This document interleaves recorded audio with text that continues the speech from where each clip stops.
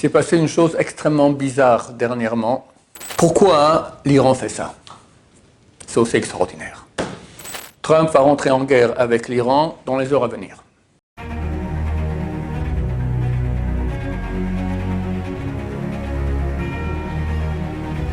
Ce jour est dédié en remerciement à Hachem pour tous les grands miracles extraordinaires qu'il nous fait actuellement, qu'il a fait depuis le 7 octobre, pendant toute cette longue guerre du peuple d'Israël. Et c'est un remerciement pour le passé, pour le présent et un cri, une demande pour l'avenir que Hachem protège Am Israël. Amen va Amen. Il s'est passé une chose extrêmement bizarre dernièrement. Il y avait le G7, donc les pays importants du monde seront réunis, si je me souviens bien, à Montréal. Et au milieu de la réunion, Trump part. Macron dit certainement il veut aller faire un accord de paix entre l'Iran et Israël. Trump lui a dit tu racontes des histoires, enfin il a été un peu insolent avec lui et il a dit non, c'est une chose très grave. Et personne ne sait ce qui s'est passé. Moi je sais. J'ai un ami à New York qui est très proche de Fox News, il leur a parlé et ils sont au courant, je vais vous dire tout de suite de quoi il s'agit. Mais auparavant, j'aimerais vous expliquer que j'avais un problème. J'ai fait un cours dernièrement, le dernier cours sur ce qui se passe en Iran, etc.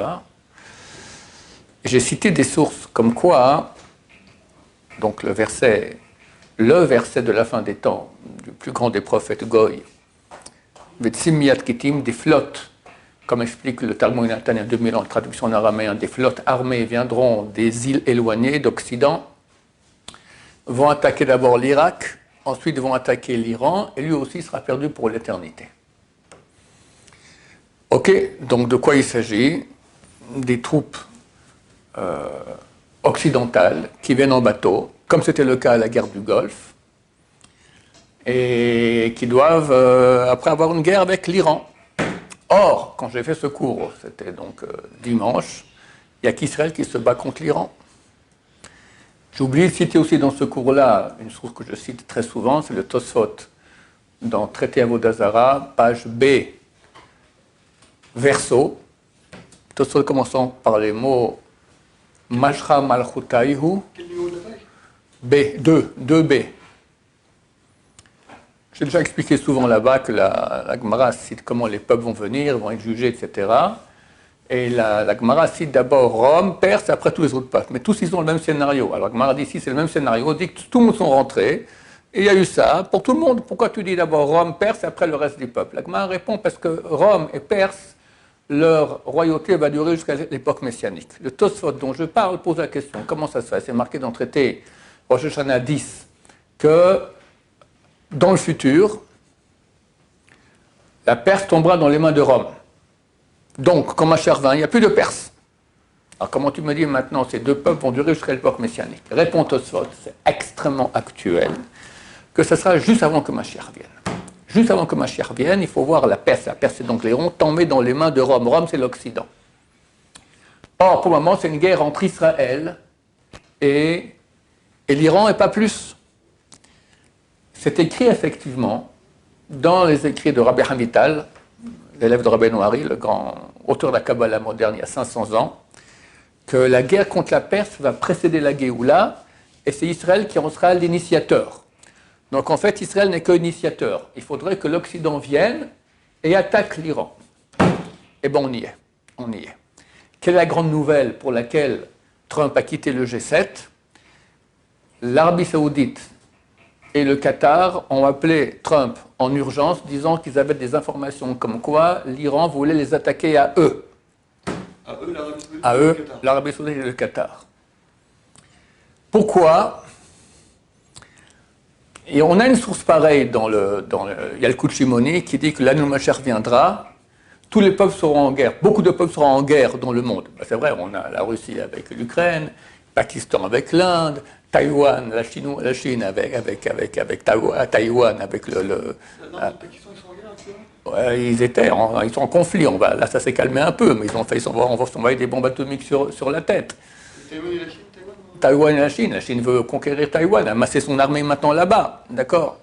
Donc il y a des conflits un peu partout, et il y a un conflit aussi entre, depuis toujours, ça n'a pas changé, entre l'Iran et l'Arabie Saoudite. La capitale du monde chiite arabe, c'est Téhéran, c'est l'Iran. La capitale du monde sunnite, c'est l'Arabie Saoudite. Et ils ne peuvent pas se supporter. Ils se haïssent plus que ce qu'ils haïssent les Juifs. Le Midrash dit que l'Arabie Saoudite va aller prendre conseil à l'Occident, help, demander de l'aide, et là on arrive à la fin du monde. Et je crois qu'on y est. Normalement, Trump va rentrer en guerre avec l'Iran dans les heures à venir.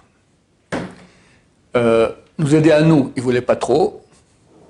C'est intéressant qu'il y a un rabbin, il y a 200-300 ans, c'est le Rav Yeshua Eshel de Apta, il dit qu'à la fin des temps, les peuples voudront rentrer en guerre, mais ils ne vont pas le faire. À la fin, Dieu les prendra de force pour les mettre en guerre. Il ne voulait pas se mêler à ça, Trump. D'ailleurs, il rêve d'avoir le prix Nobel de la paix. Donc rentrer en guerre contre un pays, ce n'est pas tout à fait le prix Nobel de la paix. Mais là, il a fait une affaire avec eux il y a un mois de 545 milliards de dollars avec l'Arabie Saoudite, le Qatar, etc. Il leur a offert un bel avion qui vaut presque la moitié d'un demi-milliard, d'accord? On ne peut pas leur dire non. Donc il va rentrer. Et là, d'abord, nous, on va gagner une chose extraordinaire, que ce que dit la Torah est vrai. Ça veut dire que c'est l'Occident qui rentre en guerre contre l'Iran. Et c'est marqué clairement des bateaux, des flottes armées. Il a appelé le Nimitz. Le Nimitz, un des porte-avions les plus puissants qu'a l'Amérique, qui est au bord de la mer de Chine. Il va arriver vendredi ici, dans la région. Plus 3 autres porte-avions qui sont déjà ici. Ah, ça fait beau. Un porte-avions, ce n'est pas un porte-avions. C'est une armée entière, c'est une flotte, d'accord? Donc ils vont rentrer et on voit comment se réalisent mot à mot les paroles du prophète. Il y a 3335 ans. Des flottes armées viendront des îles d'Occident. On y est, c'est extraordinaire. Pourquoi l'Iran fait ça? C'est aussi extraordinaire. On a un prophète, on a 12 petits prophètes, comme ça on les appelle. Pourquoi on les appelle petits? Parce qu'ils sont petits en quantité, mais très grands en qualité. Il y en a un qui s'appelle Yoël, 4 chapitres, qui parle presque exclusivement de la fin des temps. Le dernier verset de tout Yoël, qu'est-ce qu'il dit? Dieu dit, je vengerai le sang des Juifs que je n'ai pas encore vengé. Il faut comprendre que l'Iran, c'était elle qui finançait, organisait, promouvait tous les attentats qu'il y avait ici en Israël. Combien le peuple d'Israël a souffert ici en terre d'Israël? Tout ça, c'est à cause de l'Iran. Donc à la fin, Dieu dit, je m'occupe d'eux.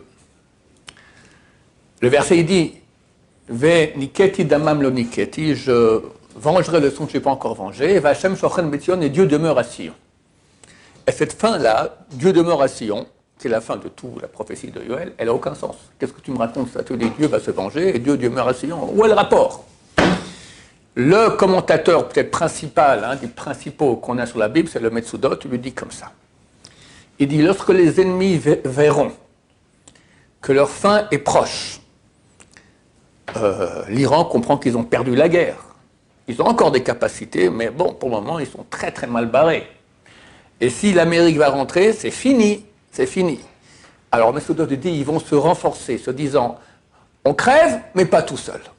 On va se mettre la zizanie dans le monde entier. D'accord?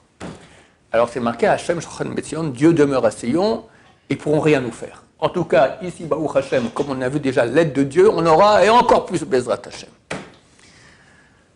C'est vrai que si ils attaquent les terrains pétrolifères d'Arabie Saoudite, dans le monde, c'est le crash économique. Ça va être terrible. Donc, pour l'argent, Trump rentre en guerre, et on arrive aux guerres de Gog ou Magog. Gog ou Magog, proprement dit, c'est une union des 70 peuples contre nous pour conquérir Jérusalem. Et comme je dis dans le dernier cours, je pense que ce sera la Syrie et l'Égypte, principalement, qui viendront. La Syrie, pardon, oui, par la Syrie, la Turquie et l'Égypte, par le biais de la Syrie. Ils vont passer, les Turcs. Les gens ont peur quand je leur dis ça, je n'ai pas peur, n'ayez pas peur. Gog ou Magog, c'est une victoire de Dieu. Tout le monde entier va reconnaître la grandeur de Dieu. Maintenant, nous rentrons dans ce qu'on peut appeler les guerres de Gog ou Magog, ce qui va amener à Gog ou Magog. Comment ça va se passer? Je n'ai pas la moindre idée. Je n'ai pas la moindre idée. On a vu qu'Israël est l'initiateur. Comment ça va finir? La Perse va être ratatinée, il n'y a aucun doute là-dessus. Mais qu'est-ce qui va se passer? Les Chinois, ils reçoivent 80% de leur pétrole par la Perse. Et les Pakistanais, ils ont dit on est avec du côté perse, du côté iranien aussi. Et il y aura un déséquilibre, je ne sais pas qu'est-ce qui va se passer. D'autant plus qu'il est écrit que 2/3 de l'humanité vont disparaître dans ces guerres-là. On espère que non. Dieu peut toujours annuler un mauvais décret. Et peut-être il y aura simplement un crash économique. C'est marqué qu'un pauvre est considéré comme un mort. Donc pourquoi tuer? Bien que, lorsque j'étais cet été voir le Yanouka, et il y avait les élections en France, la gauche, la gauche française avait un seul argument, libérer la Palestine de l'occupant. C'est tout ce qu'il parlait. On n'y parlait ni d'éducation, ni d'économie, rien que pour la France. Tout ce qu'il y avait, c'était libérer la Palestine de l'occupant. Ça va, on parle d'élection française, pas d'élection palestinienne. Alors j'étais chez le Yanouka, en passant je lui ai dit ça, il m'a dit, Mashiach va arriver bientôt, il va s'occuper d'eux. Ça va être, il va les ratatiner en petits morceaux. Donc il semblerait qu'il y aura des dégâts. Comment ça va se passer, je n'ai pas la moindre idée. Nous, on doit se renforcer en émouna, en foi en Dieu, se rapprocher de Dieu. Quand Mashiach vient, c'est un dévoilement de Dieu terrible, de pureté. Il faut être pur. Si quelqu'un n'est pas pur, il ne pourra pas voir Mashiach. Il ne pourra pas voir Mashiach. Donc il faut...